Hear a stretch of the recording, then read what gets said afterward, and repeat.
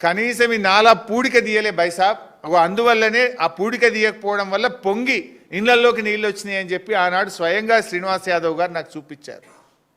అంటే నువ్వట ఏమో చేసిన అంటావు, నీ ముఖానికి నాలాల పూడిక తీయలేను. మొన్న హైదరాబాద్లో వరదలకు కారణం పూడిక తీయకపోవడము. ప్రతి సంవత్సరం కూడా జిహెచ్ఎంసీ వర్షాకాలం ప్రారంభానికి ముందు స్పెషల్ డ్రైవ్ తీసుకొని నాలాల్లో పూడిక తీస్తారు. నువ్వు ఆ పూడిక తీయ శాత కాలేదు, ఇలా వరదలకు కారణం నువ్వు. ఇంకా నేనట ఏదో చేసినా అని ముఖ్యమంత్రి గారు మాట్లాడుతూ ఉన్నాడు. ఉద్యోగాల నోటిఫికేషన్ల మీద ఊకదంపుడు ఉపన్యాసాలే తప్ప అసెంబ్లీలో విడుదల చేసిన జాబ్ క్యాలెండర్లో ఒక్క ఉద్యోగమన్నా రిలీజ్ చేసినావా? అసెంబ్లీ జాబ్ క్యాలెండర్ నువ్వు ఇచ్చినావు కదా, ఒక్క నోటిఫికేషన్ ఒక్క డేట్ ప్రకారం ఒక్కటన్నా ఇచ్చినవా రేవంత్ రెడ్డి అని నేను అడుగుతా ఉన్నా. నిరుద్యోగ యువతీ యువకులకు మొదటి ఏడాదిలో 2 లక్షల ఉద్యోగాలు ఇస్తా అన్నావు. ఇచ్చినవా? 2 లక్షలు ఎక్కడిచ్చినావో చెప్పు. దాని మీద ఎందుకో మాట్లాడవు. గాలి మాటలు తప్ప 6 గ్యారంటీల అమలు మీద మాట్లాడడం ముఖ్యమంత్రికి చేత కాదు. మొన్న మేము అడిగినాం అసెంబ్లీ పెట్టమని.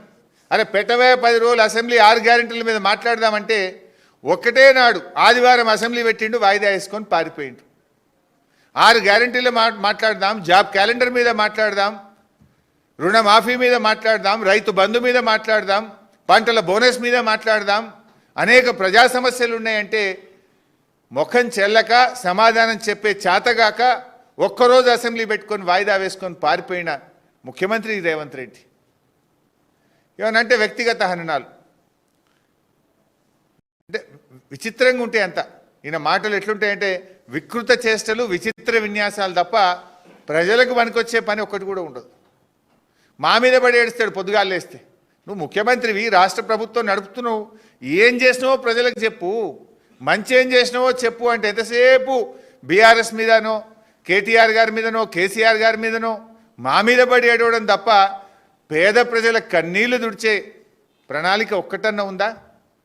ఆనాడు వరదలు వస్తే కామారెడ్డి పోయి చూసి వచ్చినావు. 2 నెలలు తట్టెడు మట్టి తీసిండ్రాడా?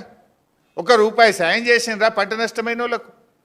మాటలు తప్ప నీ ఏమైనా చేష్టలు ఉన్నాయా? ఏనాడన్నా మాట మీద నిలబడ్డావా?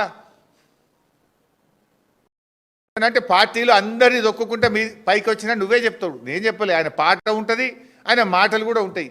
తొక్కుకుంటా పైకి వచ్చిన